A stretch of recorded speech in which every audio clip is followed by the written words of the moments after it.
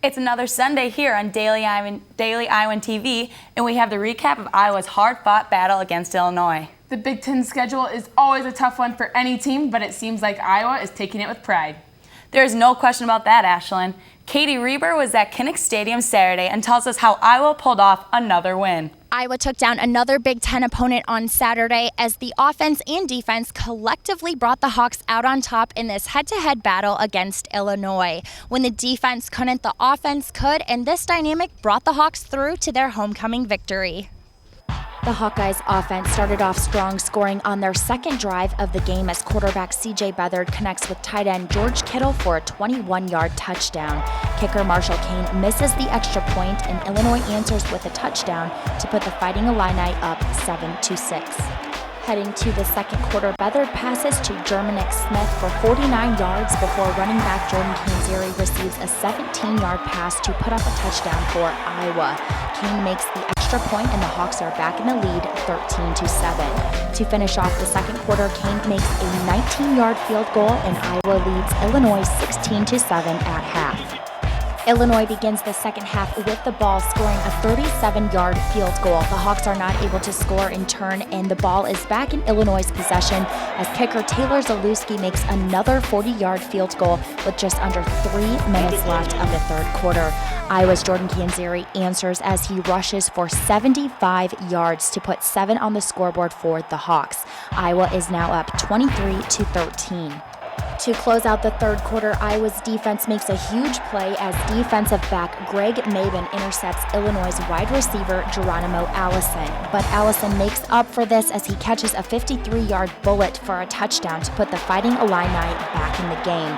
Illinois cuts Iowa's lead to 3 points as the Hawks lead 23-20. With 10 minutes left, the Hawks drain almost 7 minutes off the clock as Canzeri has 11 consecutive carries, leading Iowa to Illinois' 16-yard line, where Kane makes the field goal, putting the Hawks up 26-20.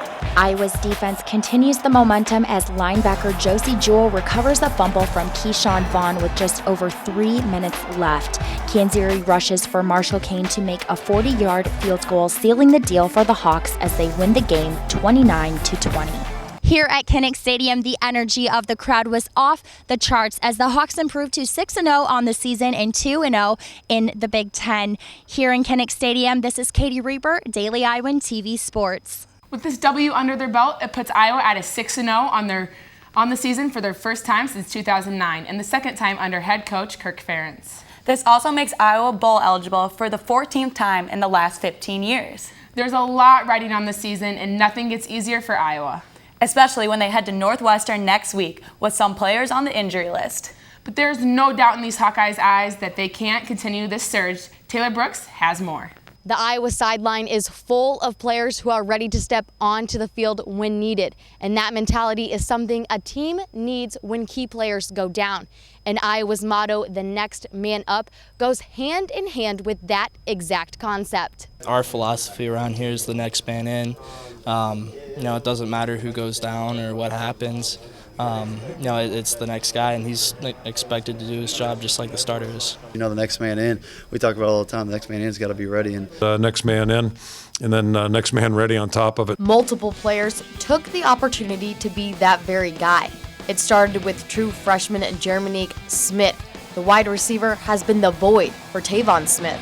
For him to have a little success, been great for him to get one more catcher at the end, but that's the next step. That's the next step. You got to start somewhere. The offense also saw play from another true freshman, James Daniels.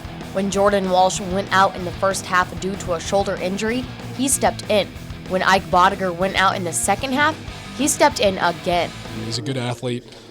Good football player. I think you're just getting a little worked up, and that's typical.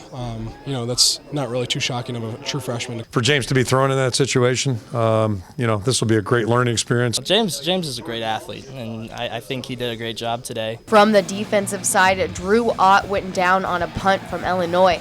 Parker Hesse came in from the sidelines to take his spot, but Ott was still invested, crutches and all. Drew is just, he's totally immersed in this whole thing. So, it's a shame. It's just a tough deal. Go back to 81, Bruce Kittle getting hurt up at Michigan. When a senior gets hurt and can't play, that's a bad deal. It also helped that defensive lineman Jaleel Johnson had a career best 6 tackles and a quarterback sack. With the Big Ten schedule just starting, Iowa's going to need more and more players who are willing to be the next man up.